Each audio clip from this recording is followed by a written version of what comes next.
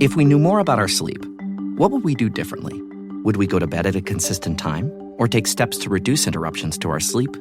With the all-new Sleep Score, Apple Watch measures your bedtime consistency, interruptions, and sleep duration. Then, every morning it combines these factors into an easy-to-understand score from 1 to 100. So you'll know how to take the quality of your sleep from good to excellent. Introducing the new Sleep Score on Apple Watch. iPhone 11 or later required. REI Co-op presents a perfect outdoor moment with the perfect gift. Picture this. You're ripping with your favorite person. Bluebird skies, blower powder, and frankly, you're skiing like legends. So sick. Another lap? Thanks to REI's curation, from lid to sticks, you nailed the gift. No way. How'd you know? Does it get more perfect than that? Give without guessing. Shop in store or visit rei.com. Ladies, non-binary listeners, gentlemen, heroes and heroines, crooks and crookians, Fort Minor. The audio performance you are about to enjoy discusses casinos and gambling. We do not recommend gambling with money you cannot afford to lose or that is needed to pay bills. If you have a gambling problem, contact your problem gambling hotline. If you do not know how to contact your problem gambling hotline, send an email to help@casinocombat.com. We will find that information for you and provide it to you. Our host's past performances are not indicative of anyone's future performances, including his own. All materials presented here are based on actual facts. Names and dates are changed to protect the innocent and the guilty. Some events, unrelated outcomes, may be omitted to prevent listener boredom.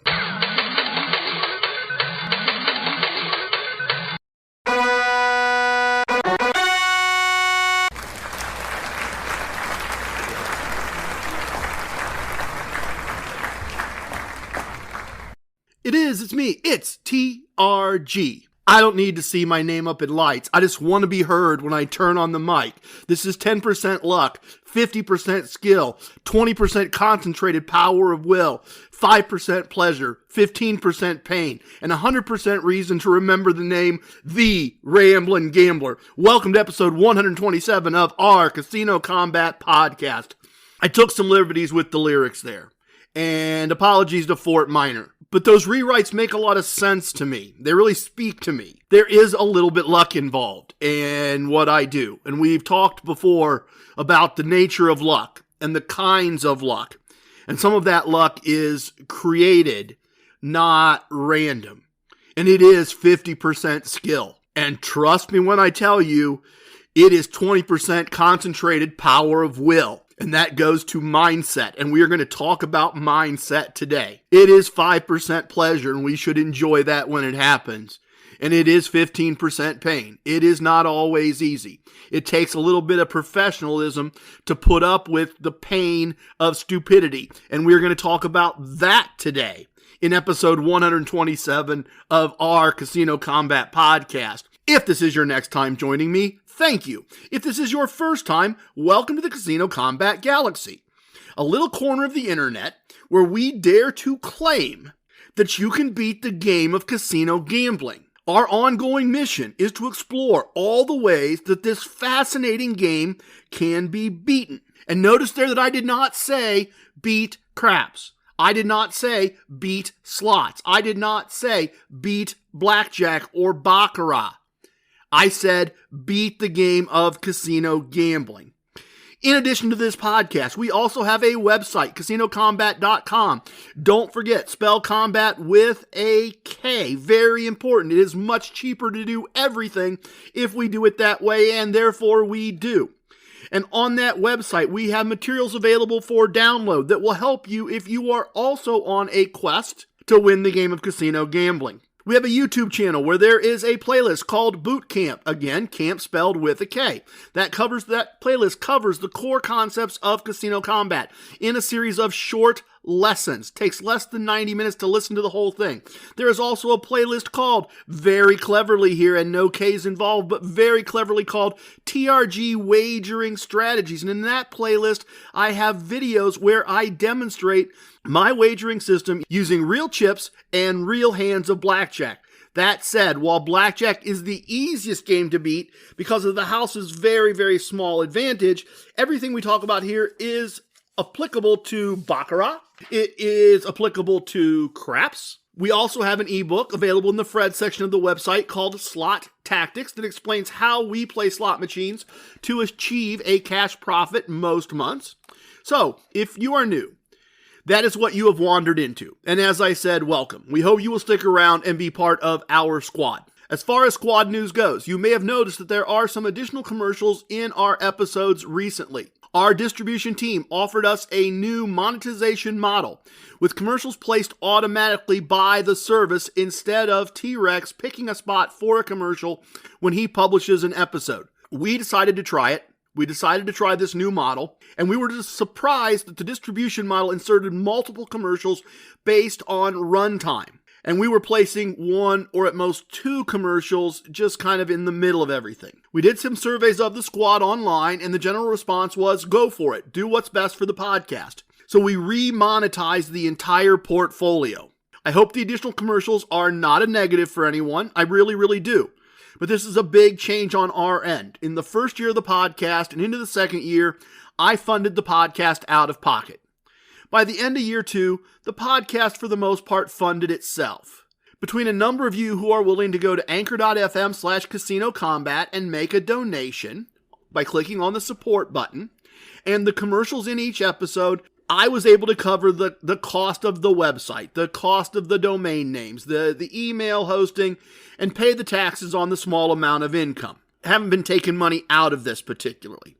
With this new model, fingers crossed, it appears that I may be able to pay a personal bill each month and do some revenue sharing with Billy with the great last name and T-Rex. As I said, fingers crossed. This, I think, can be a win-win. A better monetization plan is motivation to prioritize creating, editing, and distributing more content more often. We're going to try to get caught up with the calendar, and then we're going to try to start producing more episodes more often. More content for all of you, more stories, more teaches, more looking at things in detail, and a little more revenue coming our way to turn this from a donation to the community into something that actually puts financial value back into everybody's lives on the team. So that's what's happened there. Let's jump into the battle plan for this episode. First up, I have a very interesting slot question. It's a clever idea. Not one I'm not sure I would have thought of, but it's a very clever idea. And I wanted to share the question and my response with you today. After that, I'm going to do a Moments of Casino Wisdom segment and revisit having a winning mindset again. One of the things I'm trying to focus on, because I get questions about mindset, I get people jokingly saying, I guess I just didn't have a winning mindset. So I want to try to show you specific things I do to have a winning mindset. And I have one today that I think some of you may find helpful, a change in your thinking. And that segment will include a quick story about an interaction I had with a set of players recently that will show you perhaps how to see how others see it, perhaps how you see it, and then to change that. And changes to your mindset can, and I believe do, change your outcomes. From there, we're going to do a results segment that will include a couple of important travel notes, as well as, wait for it, It's astounding. Time is fleeting.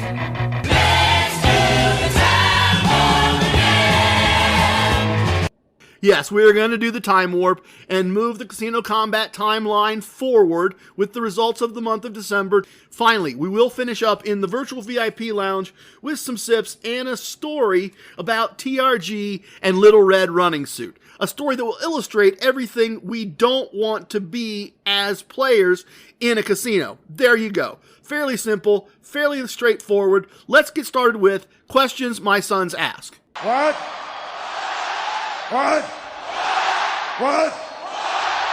My sons ask questions about gambling. Listeners ask questions about gambling. Today's question comes from a squad mate, Gumbo Gambler, who writes, that's interesting, actually. That's our second Double G podcast call sign. That's interesting.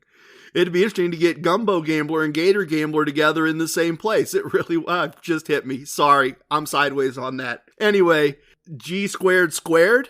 Maybe that's how that goes. I'm not sure. My math's a little rusty. Anyway, hey TRG, I really appreciate the time you and your team put into creating the podcast. I've learned so much that has made me a better gambler.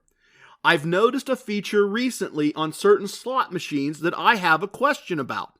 Some machines will allow the player to select a denomination that they want to play, which has me thinking. If I'm playing TRG slot strategy El Numero Dos and I lose, could I do a meta martingale and put in more money and go up to the next denomination and repeat the process? A lot of machines would allow me to do a 1 cent denomination, a 2 cent denomination, and a 5 cent denomination.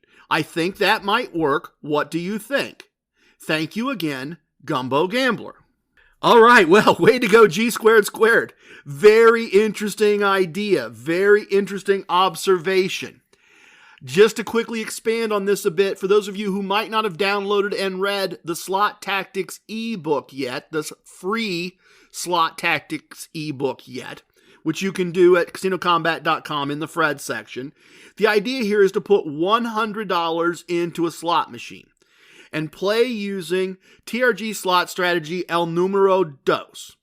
And if you make 4 of each wager, from the smallest wager to the largest wager, without ever winning more than the amount of the spin, more than the cost of the spin, and you don't reach a 10% profit at any point, that is a negative exit. You record that, you document it, you cash out, you move on. You see where you end up at the end of the month. Gumbo Gambler is suggesting, instead of walking away and recording, you now put in $200 and change the denomination that you're playing on each spin. Every spin is now going to double. You're going to go from a 1 cent denomination to a 2 cent denomination and repeat the process with a positive exit of all money back plus $10. Although I guess you could go all money back plus $30 as your target, since you're 300 in. That would be an interesting experiment. And then if needed, do the same thing again with an additional $500 and a 5 cent denomination. That would be applying the meta martingale to slot play on machines where the slot machine allows you to determine the denomination. So on a machine like this, it might say you're spinning 30x. 30 credits is probably how it would be shown on the machine. Well, if you pick a 1 cent denomination, you're spinning 30 cents. If you pick a 2 cent denomination, you're spinning 60 cents, etc., etc., etc. And that would be true all the way across the board. It's an interesting question. It's a really interesting idea. It's a really, really smart, clever observation. It is an interesting take on using the casino combat arsenal as it applies to slot machines. And I do like the thinking here. I like the application of a table games wagering system to slot machines. And the reality is, I don't know if it'll work or not. You may recall, I'm sorry, I'm going off on tangent here, but that's kind of on brand. You may recall that I never intended to talk about playing slots. I never intended to be a slot player. I spent 2+ decades almost never touching a slot machine unless somebody gave me free play, and then pumping it through the first machine I found, taking the money and walking away. But prior to starting the podcast, prior to the pandemic lockdown, I had been messing around for about a year with what we now know as TRG slot strategy El Numero Dos. And I felt like it had been having some success and doing okay. And I really didn't pay much attention to the money part of it. It was just an idea. And as I got into doing the podcast, if you listen to those first handful plus of episodes, I never talked about playing slots. I just pretended it didn't exist for the purposes of the podcast.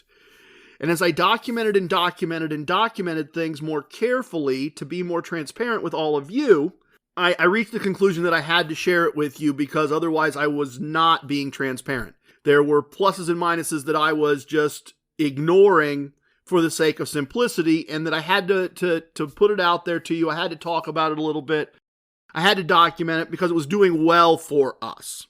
So I haven't tested this. I have no idea if it will work or not work. When I use the meta martingale strategy at a table game, The goal is always just to win the original small goal. Just to win what I started with, to trying to win at the first tier, which as I move up in tiers becomes more easily accomplished because it's easier to win one than it is to win infinity. And I think you need to here apply the same thinking. Even when playing at the 5-cent denomination, you would need to be okay with winning your original money back plus 10% of the first 100. Anyone who has played TRG slot strategy El Numero Dos knows that sometimes the win is much more than 10%, but often it's just barely 10%. Risking 800 to just win 10 is probably more of my bankroll at risk in slots than I'm comfortable with, and more slot play than I want to do.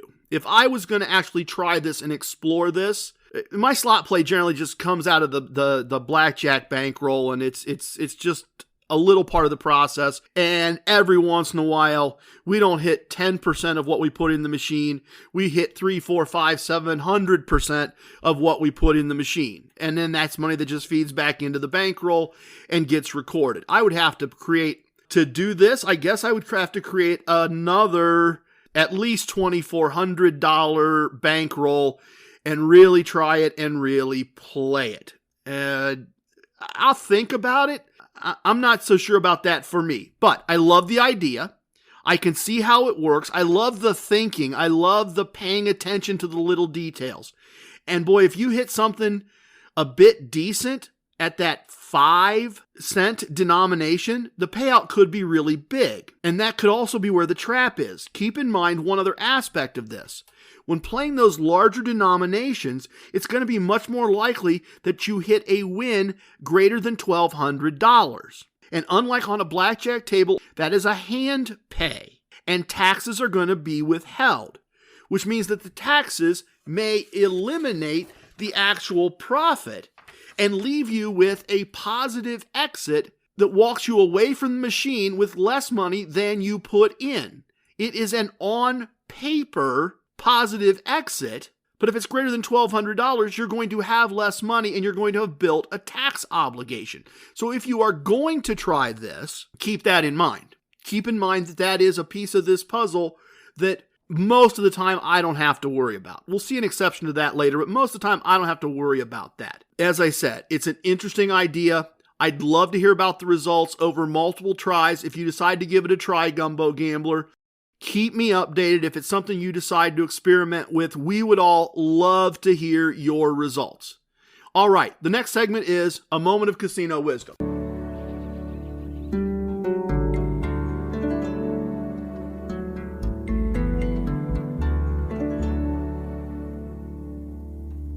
Casino wisdoms combine a knowledge of casinos and gamblers in casinos with an action to be taken in specific situations.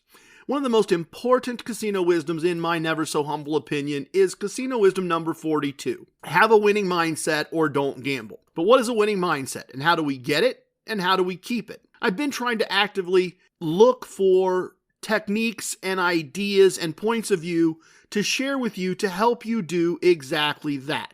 And the thing I wanted to focus on today is the interaction between players and the dealer when playing blackjack. Because the dealer plays a hand, and that hand can win, players naturally fall into, in many cases, an adversarial relationship with the dealer.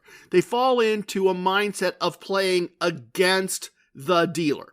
In fact, let me do a quick story here and show you exactly what that point of view can look like. I'm playing cards, and I'm playing with a couple other guys, and we're doing okay, not good, not great, but we're winning more than we're losing. And a new dealer taps in our dealer so that our dealer can go take a break. And this is a dealer I've known for over 15 years.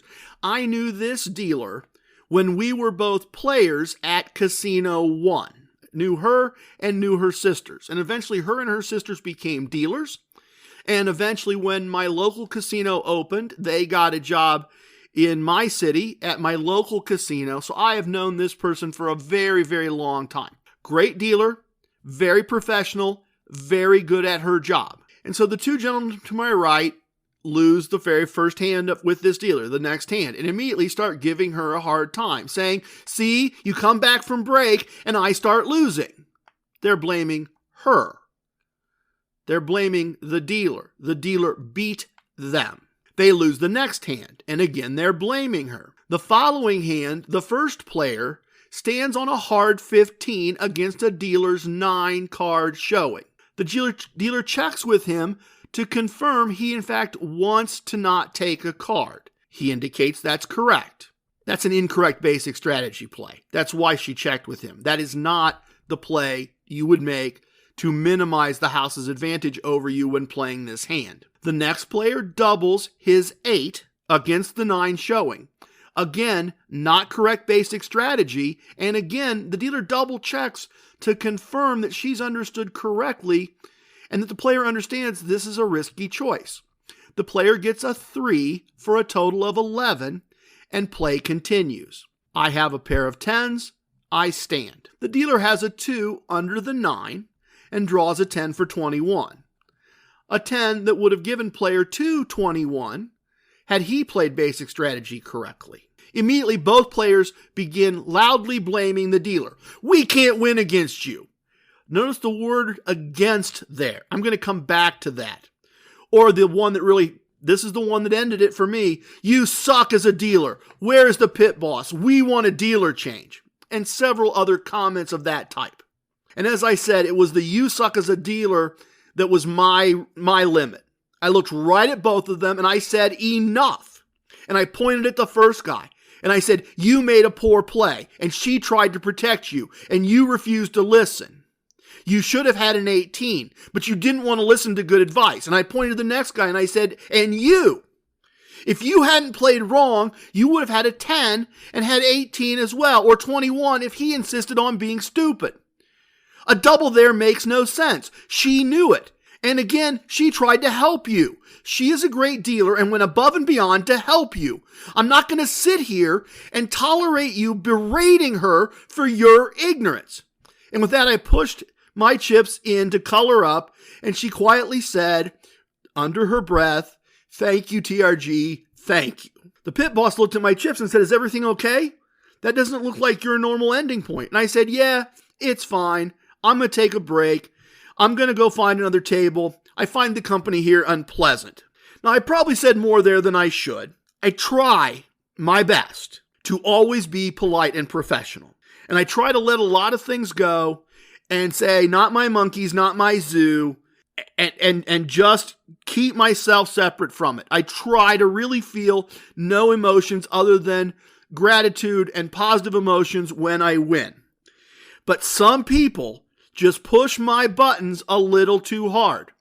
And sometimes I don't like when it happens. Once in a while, that's an employee. Once in a while, that's a guest. And these guys push my buttons a little too hard. And maybe that's because, as I said, I've known this dealer for well over 15 years, and she's a very sweet lady. These players had, and this is what I'm trying to illustrate, they had a we are playing against the dealer view of the relationship. And as I said, that is easy to have. The dynamic of the game creates that initial thought. It's easy to lose hands and feel or say something like, no matter what I do, you always have 20, or you always draw the card that beats me. So here is the thought change that has worked for me. It has helped me remain, for the most part, professional, calm, my public-facing face, consistent, and all of those things. It really decoupled me from the idea that I'm playing against the dealer. The dealer's function is to pass out the cards in order and pay or collect the wagers. As players, we are not playing against the dealer. We are playing against the house or against the shoe. Try thinking about it that way. Try thinking about you're not playing against anything but the shoe, the inanimate object, the shuffler, the house. The shuffler and the shoe and the dealer are simply implementing the house's policies for the game. I shape my thoughts and my words around that idea. So I might think and say something like, boy, that shoe just keeps kicking out 20s. It's very different from thinking, boy, you just keep getting 20 every time. It's the shoe. the shoe just keeps delivering 20s for the house. Or I might say, boy, the house keeps building great hands. Notice that? I try not to use the word you related to the dealer unless it's to say things like, this is for you when I'm tipping, or thank you for the blackjack. And I find that for me, changing my mindset in terms of who or what I'm playing against helps keep me calm. It helps keep me focused. It makes it non-adversarial or confrontational. It does make it a little more, competitive. There we go. I may be in competition with the house and the shoe, but it's not confrontational between me and the dealer. The dealer wants me to win. I know that. Losing players don't tip. All dealers want all players to win. The money in the rack isn't theirs. They will do better in most cases financially if the players win. There is no reason to blame the dealer unless they don't pass out the cards right. I mean, if you really think the dealer didn't pass out the cards correctly, then you can blame the dealer and you can ask for it to be fixed. That's just a casino problem. And we can look for and find a casino solution. We don't need to be adversarial. And for me, that fix was to realize I'm not playing against the dealer. I'm playing against the shoe and the house. You may find that doing the same helps you in that situation as well. All right, what is next? Well, oh yeah, let's do a results segment. We'll talk through some travel and the results for the month of December 2023.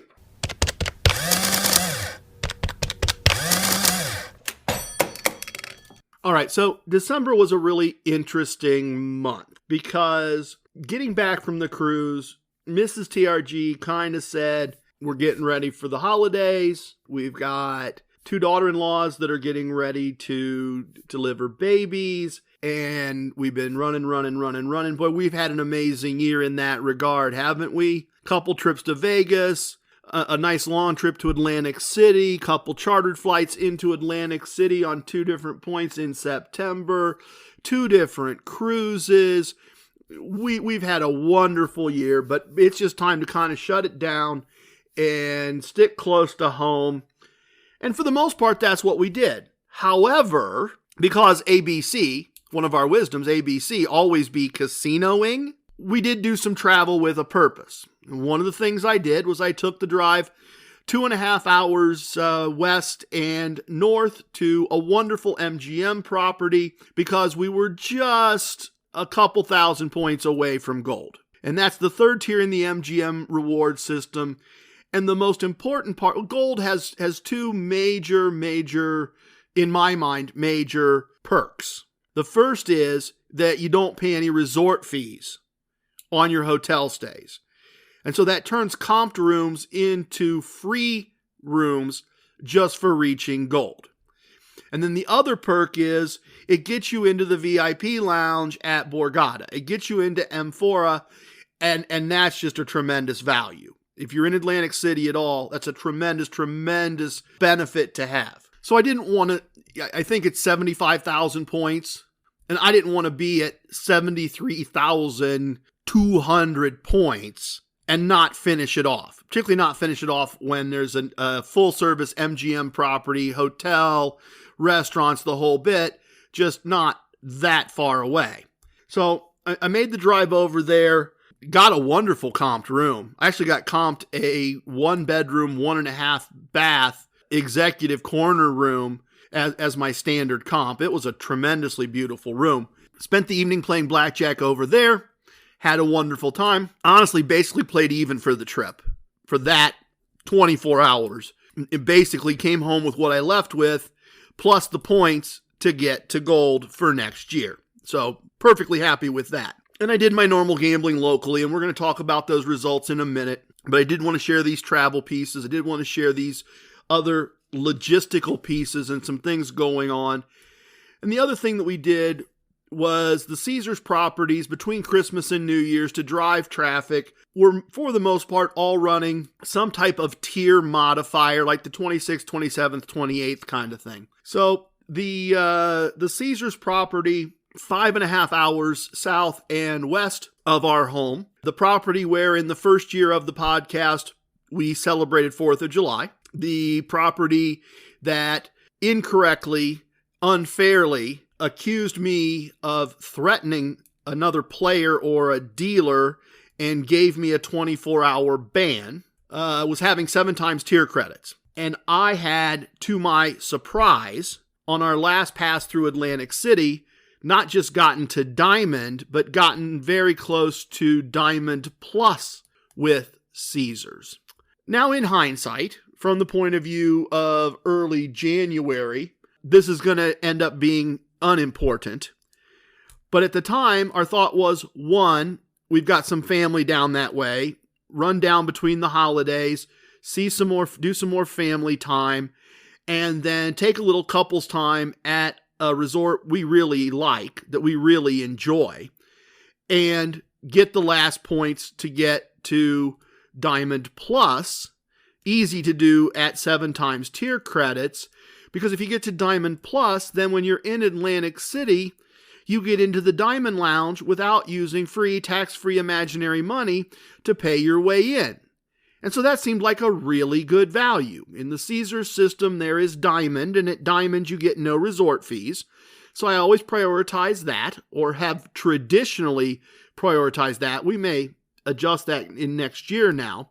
And at Diamond Plus, you get into the lounges without paying a modest reward credit price to get in. Now, I'll use the power of the ring here and fill in the gaps. Shortly after the beginning of 2024, after everybody had earned their status, Caesars Entertainment announced that they were getting rid of all the hot food in their lounges in Atlantic City and cutting back the hours. Pre-El Dorado, go back before the pandemic, and they had very nice mini buffets in all the Caesars lounges in Atlantic City with hot food and pizza and dessert bar and seafood and soups, and they were very, very nice. And post-pandemic, owned by El Dorado, they cut back on that a little bit, and it went to more of a, here's our menu for the evening, pick one of these 3 salads, pick one of these 3 entrees, can we bring you a dessert? Still very nice. Tropicana's brunch on Sunday morning was very, very nice. A good value for getting those extra few points. Well, they've done away with that, and now in Atlantic City, the Laurel lounges are just chips, pretzels, peanuts, cocktails. And I guess as a place to sit and have a cocktail and not have to be playing to get your comped cocktail, there's still some value there, but it's nothing compared to what Borgata does in the same city. It's nothing compared to what Hard Rock and Ocean do in the same city. It's really a bait and switch. It left a bad taste in my mouth, and not from the chips. It's annoyed a lot of people. Look, this would have been a perfectly fine move on Caesar Entertainment's part if they'd announced in June that the change was going to take effect January 5th. Then he could have said, do I still care or do I not? Very honestly, Mrs. TRG and I probably would have made a different choice had we known that change. We'd have done something different the 26th and 27th and not cared about getting to Diamond Plus. We'd have probably gone somewhere for a little couples time, but we probably would have done it with a different brand. It seems really dishonest. It seems really ethically challenged. In the hero crook scale, Caesars Entertainment decided to be crooks on that front, in my opinion. Okay, I digressed enough. I wasn't going to hold a grudge with this particular Caesars property over a mistake someone made a couple of years ago. And when we returned from that trip, I had gotten a phone call saying that I had money waiting for me at the cage, which meant someone had made a mistake somewhere in terms of handing me chips, or I had left a chip somewhere or something. It happens from time to time. So I figured, what the heck? I got part of a day's pay just waiting at the cage for me to show up. Great resort, great room service. Let's go down. Let's spend some couples time. We did. We got those last few points, and I want to share just a little bit of that with you. Because it was a point trip, I was very carefully screenshotting in the app the points that I had and keeping track of how much play got me how much points, and then calculating the 7 times tier credit so I didn't get home and find out that I had missed the next tier by just another hour of blackjack, because I expected that tier to have value, which it now does not. So at the end of the first night, I'd been watching these points, and we played for 3 or 4 hours the first evening, did fairly well, and got up to the room, and I looked, and I went, oh, I didn't get any points. And Mrs. TRG, the radiant goddess of casino combat, looked at her app and saw that she had not gotten any points. It was late. We were ready to be done. And I said, well, maybe they didn't walk us off the table yet, or maybe the servers are just a little slow. There's a lot of people there. It's a holiday. Let's check it again in the morning. And so I looked again in the morning, and lo and behold, no points. I thought, okay, that doesn't make any sense. There's no way we play for 3 or 4 hours. I knew about how many points it should have been. And so I went down to the cage. No, not to the cage. I'm sorry. I went down to the rewards desk, and I explained it to them, and I asked. And they said, well, the last play you did was at 7:30 p.m., and you got these points. And I said, I know. And then we went and had dinner. We charged it to the room, and she said, oh, yes, you did. And I said, okay. And then we went back to the same exact table, and we played from like 8:30 to like 1:30 in the morning. I said, I recorded my final results at about 1:40 a.m. And she goes, oh, we don't have that here. Now, this is a problem. We came specifically to earn 7 times tier credits on that play. We were going to need that play to achieve the goal. So what do you do in this situation where there is a problem? You remain calm and look for a casino solution. And so I said, okay, is that just gone? Is there something we can do about that? And she said, well, go talk to the pit boss in the pit you were playing at, and the pit boss can talk to his supervisor, and they can go into the tapes, and they can review what you did, and they can reassign the points. Okay, great. Casino solution potentially has been found. So I went back to that pit, and I found the pit boss, and I explained the situation to him, and he said, oh no, I was your pit boss yesterday. I remember you. No, I recorded you this way. And I said, well, yeah, but we went to dinner, and then we came back about 8:30, and he goes, oh, my shift ends at 8. Let me get your information. So he takes my name, validates it with my ID, takes my rewards number. He goes, it's going to take a little while. Look for me, keep me in mind. He goes, it's going to take a little while, but I'll get with my boss, and I'll explain it to him, and I'm pretty sure, you were playing pretty big. I'm pretty sure he'll have the security team review everything, figure out your average bet, figure out your time in, time out, and we'll get you the points. And I said, okay, thanks. And throughout the day, he'd see me playing, because we played a little bit, and we got some food, took a nap, played some more, got some food, had some drinks in the bar, all those kinds of normal casino things. But every time we'd come back through the pit, he'd check in with me, and about 7:30, he said, oh, I'm glad I saw you one more time. I got with the right people finally. It's going to take a couple hours. Security's going back through all the footage because we found what table you were on. We know where you are. They're going back through it. They'll take care of getting you an appropriate amount of points. And I said, great, thanks. And sure enough, by the time we went to bed, I had more points than I should have had for that evening's play. It easily got fixed. I shouldn't say easily. It took being polite and persistent and talking to multiple people, but they did the right thing and they fixed it. Great pit boss. He made a great effort. Those are kind of the travel highlights for our results segment today. Everything else was local, so let's do a month of results. Let's pull up the handy-dandy spreadsheet here, he said, clicking furiously. So let's pull up the results here and let's see what we've got. The core concepts of casino combat tell you to play for a period of time, not for a single table or a single machine or even a single day. And so I like to play by the month. And the Casino Wisdom number 99 tells us if you don't know your numbers, you don't know your gambling. And that's why I keep meticulous written records. And that's why I share the results with you each month at the end of the month so that you can evaluate if what I did would be worth your time to do. And we do this using the $1 a day scale. I divide everything by the amount of money I need to make every day to live a life that I'm comfortable living. To share my end of the financial obligations and goals with my wonderful wife. So I know what that number is.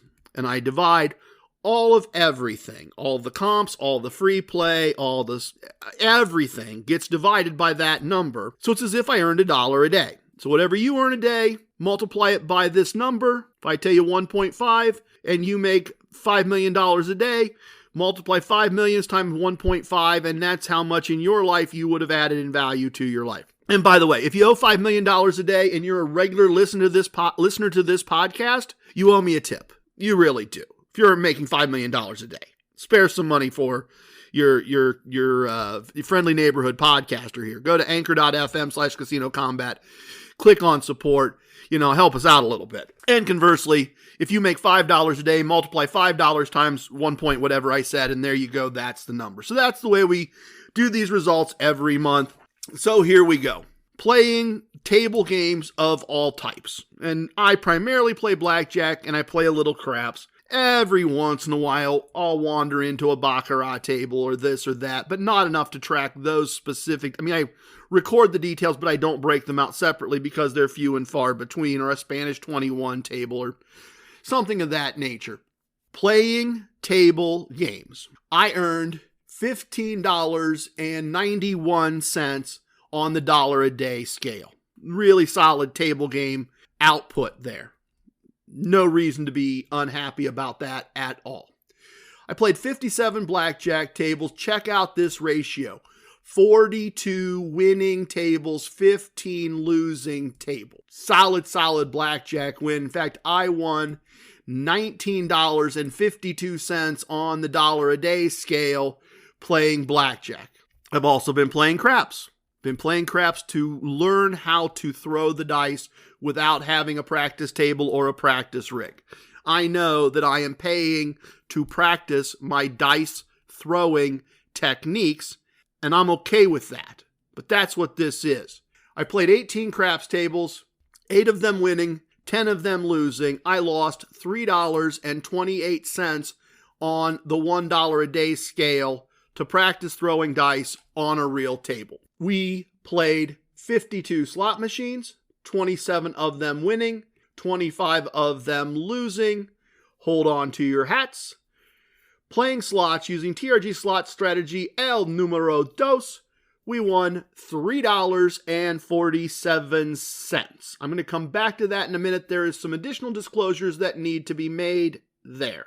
We received 45 cents in free slot play, and we made 21 cents playing our free slot play. Not a lot of free slot play this month. Once again, struggling to get the horse track to come back online, and that is where the transparency is needed. That is where the additional information is required. I am fascinated with this machine, Devil's Lock. As I told you, found it on the cruise and have been fascinated by it. It remains a consistent winning machine for me so far, fingers crossed. And I've been stopping at the horse track and playing a little bit, trying to get them to start giving me free play again. It stopped. I don't know why. I'd like to get it back to giving me free slot play. And they have a couple Devil's Lock machines, including, to my surprise, a high limit version of the Devil's Lock. And things had been going, as you can hear, fairly well. And I was out there to just play a couple machines. They've got a director's version of Little Shop of Horrors that I really like. And I was just going to play a couple machines, and I spot in the high limit area a Devil's Lock machine. I don't usually play high limit slots. It's going to take a lot more money than I really normally want to put into slots. I thought, man, let's just check. You're going to end up feeding in a lot more than $100, but let's try it out. And it paid off. At a fairly high, I was probably spending, $10, $20 a spin. Ridiculous amount of money to be spending on a slot machine. But I was probably spending $10 or $20.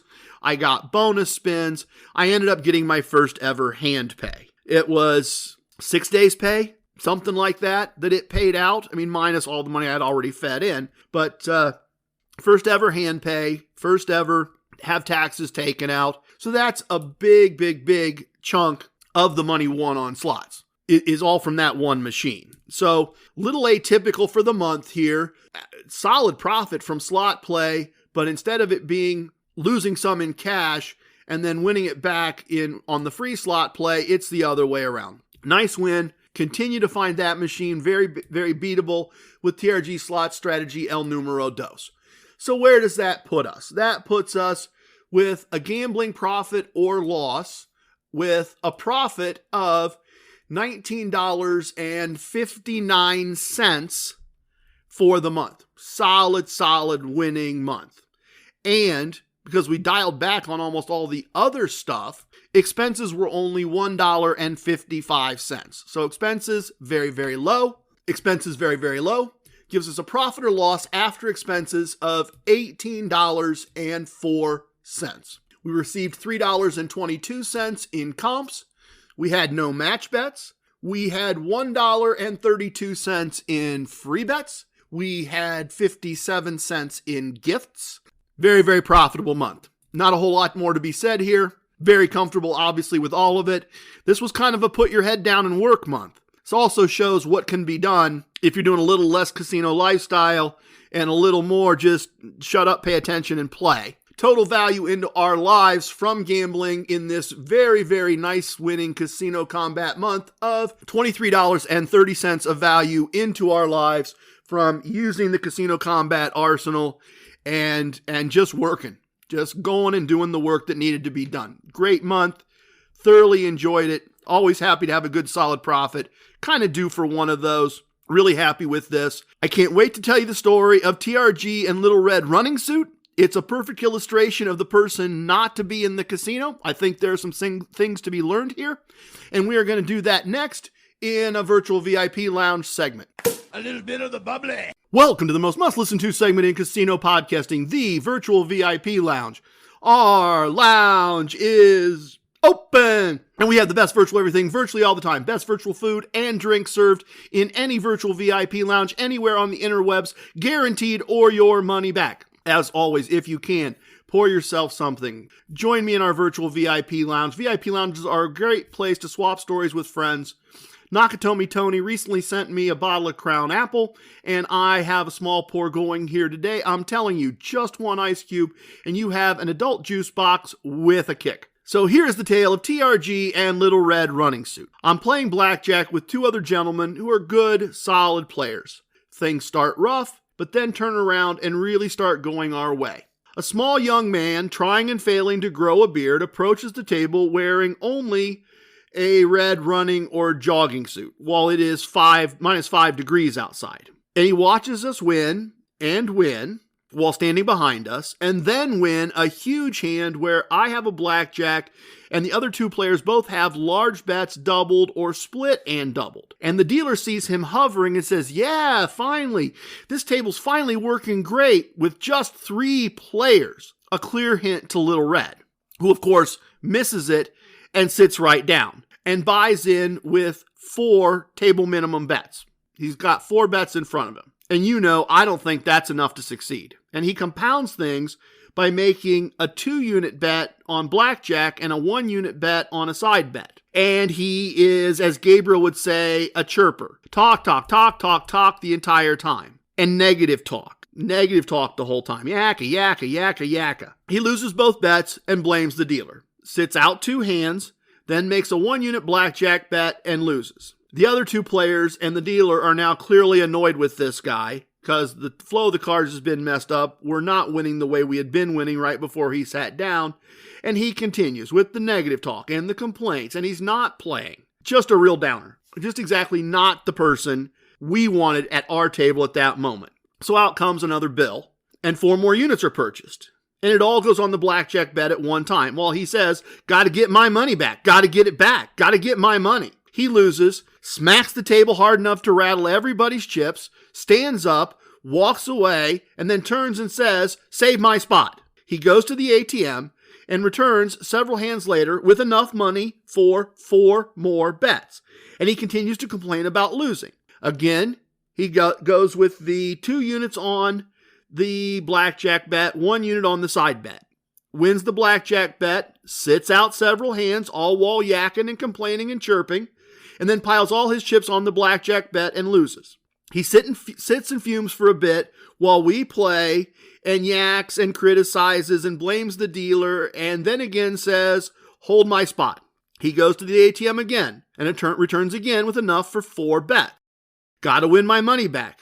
Gotta find my spot. Gotta find my flow. Gotta win. So Little Red Running Suit watches us play, waits until we win a couple of hands, and then piles all his chips in the blackjack bet again. The dealer at this point looks at him and says, really? You're going to do that to them again? Really? And he blankly says, what? What am I doing? Deal the cards. I ain't got time for this. Got to win my money back. He, of course, loses and walks away muttering and mumbling about being cheated, about how they don't play fair, how they don't treat me right. They can't do me like this. There is more, but let's look at this part for a minute. Basic etiquette at a blackjack table, outside of major resort areas, major holidays, that kind of thing. If others are playing and winning, wait for their streak to end before coming in. Then ask if it's okay to join them. If they ask you to wait another hand or two, wait politely. Next thing, don't jump in and out of the game once you're in. Certainly don't wait until others win several hands and then jump back in. No. Look, in the big picture, it really doesn't matter. Doesn't matter at all, big picture. But it's going to annoy people if you keep breaking up their winning streaks to try to benefit yourself. It's antagonistic. Next point. If you decide to go to the ATM for more money, which many smart people would advise you not to do in the casino. But if you're going to go do that, take what you're going to take in one trip. Withdraw what you're going to withdraw in one trip. Little Red paid multiple ATM fees by making multiple small withdrawals. He increased his total loss for the day with multiple fees. Finally, his desperation and ignorance caused him to make wagers almost certain to fail. His total buy-in at the table was 16 units. Had he bought that all at once, skipped the side bet, and made smaller bets, he had plenty of money to be patient and wait for things to go his way. Buy in for 4 chips and immediately bet all the chips on one hand is not generally a recipe for success, as Little Red found out.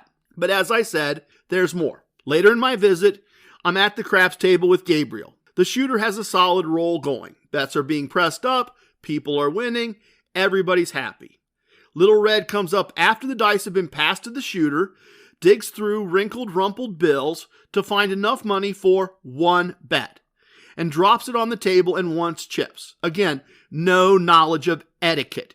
It's generally considered rude to buy in at the table mid-roll, and it's always bad form to buy in after the dice have passed to the shooter. To compound things, after the dealer rolled his eyes and handed over the chips, Little Red Running Suit didn't know what bets were available. He tried to make a field bet for less than the table minimum. Then when informed, he said he wanted to bet on the 6 then. Then he was informed that to bet on the 6 would require $3 more. He asked what he could bet on. And notice, this is holding up all of the whole table's play of the game, with the shooter having the dice in front of him ready to throw. Little Red Running Suit settled on a bet on the 5 instead after the number of bets he could make were explained to him. Once that was sorted out, he let the bet stand for 1 roll and then asked to have it returned to him and betted on the field bet and lost. As the dice passed to the shooter again, Little Red dug through his pockets and found a crumpled 20 and reached down and put it on the table as the dice moved through the air. The pit boss and one of the dealers yelled, hands up, but it was too late. The dice hit his hand, and Little Red Running Suit had caused Big Red to show up. And everyone not on the don't pass or the don't come lost. The shooter tried to say it was no roll. The pit boss said, I'm very sorry, but we have to count the roll. And Gabriel lost it. Just lost it. And grabbed his chips and left and walked past Little Red and said, you are a clown. An absolute clown. And Little Red looked at me confused, like raised an eyebrow, because we'd been playing together earlier. I tried to be polite. I tried to be professional. And I said, I'm sorry.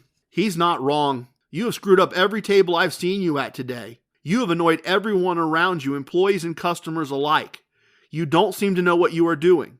You are wasting our time and your money. I'm not trying to be mean. Consider that tough love. he walked away. He was not happy with me, and that's okay. I wasn't happy with him. I would not have said those things if he had not looked at me and kind of wanted to know where Gabriel was coming from. The moral of the story is this: if there is a moral, if this story has a moral, this is it. Learn the etiquette of the games you're going to play. Be a bit more self-aware. Read the room or the table.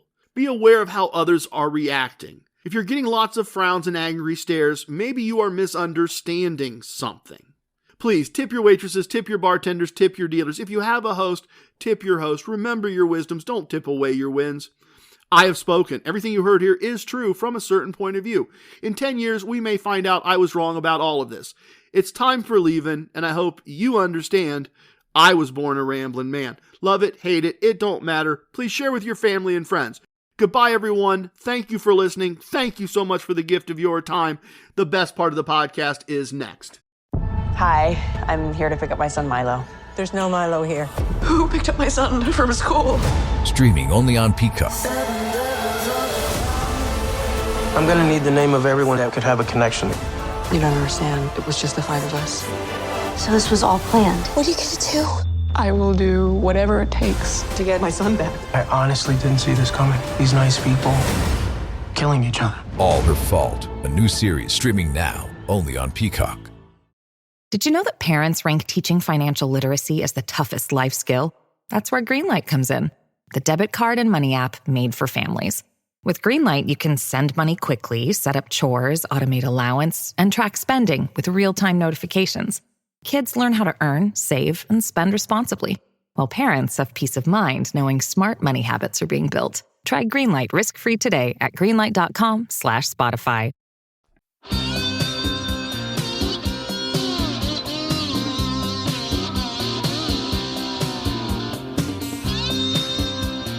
For Atlantic City Empress, Casino Combat's ace. There are profits in the casino tonight, I can feel it in my bones. I had a premonition, you should probably play alone. I know the house has an advantage, but that's part of the thrill. If we follow the core concepts, the chips begin to spill. So baby, here's your player's card, put your bankroll in your hand. Use just some of that money now, do it just the way we planned. Just follow the core concepts and you could win several grand. Well, it's good if it goes down like that, don't have to play to lose. It's gambling as a business, the Casino Combat Blues. Casino Combat Blues. The dealers and the pit bosses, the security and the law, the winning and the losing and the tricks nobody saw. No matter if it's blackjack, roulette or craps, you gotta carry defense, cause you always carry cash.